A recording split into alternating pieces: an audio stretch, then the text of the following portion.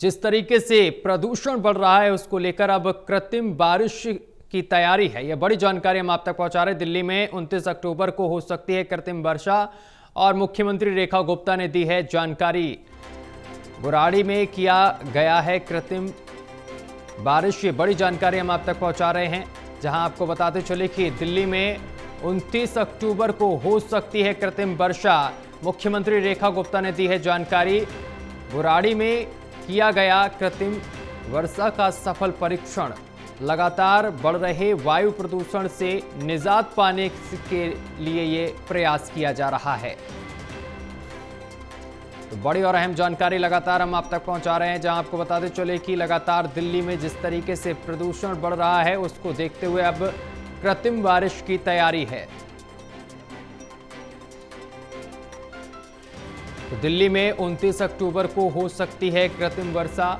मुख्यमंत्री रेखा गुप्ता ने इसकी जानकारी दी है। बुराड़ी में किया गया है कृत्रिम वर्षा का सफल परीक्षण और लगातार बढ़ रहे वायु प्रदूषण से निजात पाने के लिए ये बड़ा प्रयास है। तो यह अहम जानकारी लगातार हम आप तक पहुंचा रहे हैं। जिस तरीके से लगातार दिल्ली का वायु प्रदूषण बढ़ रहा है, दिल्ली में AQI लेवल लगातार बढ़ता जा रहा है, उसको देखते हुए अब कृत्रिम वर्षा की तैयारी है। दिल्ली सरकार कृत्रिम वर्षा कराएगी और ये जानकारी दिल्ली के मुख्यमंत्री रेखा गुप्ता ने दी है।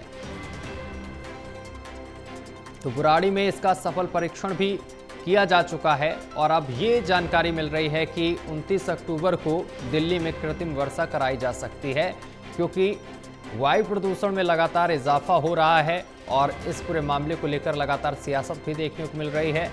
और अब जानकारी ये मिल रही है दिल्ली सरकार की तरफ से कि जल्द ही राजधानी दिल्ली में कृत्रिम वर्षा कराई जाएगी।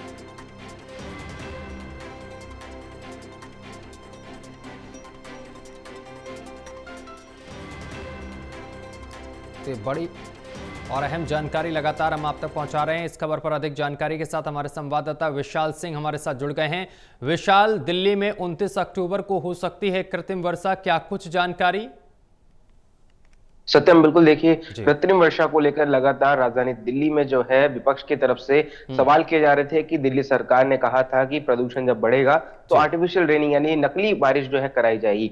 उसको लेकर अब जो है सरकार ने अपना रुख साफ कर दिया है। कल ही सीएम रेखा गुप्ता ने ट्वीट करके ये जानकारी दी है कि बुराड़ी में एक सफल परीक्षण जो है, सफल टेस्ट हम कह सकते हैं, कृत्रिम वर्षा का करा लिया गया है। उसकी तस्वीरें भी जो है टीवी स्क्रीन पर दर्शक देख पा रहे होंगे, जिसमें दिल्ली के जो पर्यावरण मंत्री है मनिंदर सिंह सिरसा, वो सभी पायलट से बात कर रहे हैं। इन पायलट्स को जो है पहले ही ट्रेन कर दिया गया था और अलर्ट मोड पर रखा गया था कि जैसे ही हरी झंडी मौसम विभाग की तरफ से दी जाएगी तुरंत जो है दिल्ली में कृत्रिम वर्षा कराई जाएगी। और अब सीएम रेखा गुप्ता का यह कहना है कि 27 से लेकर 29 तारीख के बीच जो है आसमान में बादल छाने का अनुमान मौसम विभाग की तरफ से जताया गया है, जिस वजह से उसकी अनुकूलता को देखते हुए 29 तारीख को जो है दिल्ली में पहली बार कृत्रिम वर्षा कराई जा सकती है। विशाल, कृत्रिम वर्षा तो कराई जाएगी, लेकिन इसको लेकर क्या कुछ नियम हैं, क्या कुछ प्रावधान हैं और कितनी देर ये कृत्रिम वर्षा राजधानी दिल्ली में होगी और किन इलाकों में कराई जाएगी? देखिए, इसमें जो है क्लाउड सीडिंग के जरिए यानी हेलीकॉप्टर्स के माध्यम से जो केमिकल है वो उनको बादलों के ऊपर छिड़का जाता है और उसके बाद एक रिएक्शन जो है बादलों के अंदर पैदा होता है, जिसकी वजह से जो बारिश है वो होने लगती है। यानी कहने को तो एक कृत्रिम वर्षा है, लेकिन ये बारिश जो है बादलों से ही निकलकर आएगी। तो हम कह सकते हैं कि यहाँ पर जो कृत्रिम वर्षा है ये पहले दूसरे देशों में इसकी टेक्नोलॉजी जो है इस्तेमाल की जाती रही है अक्सर।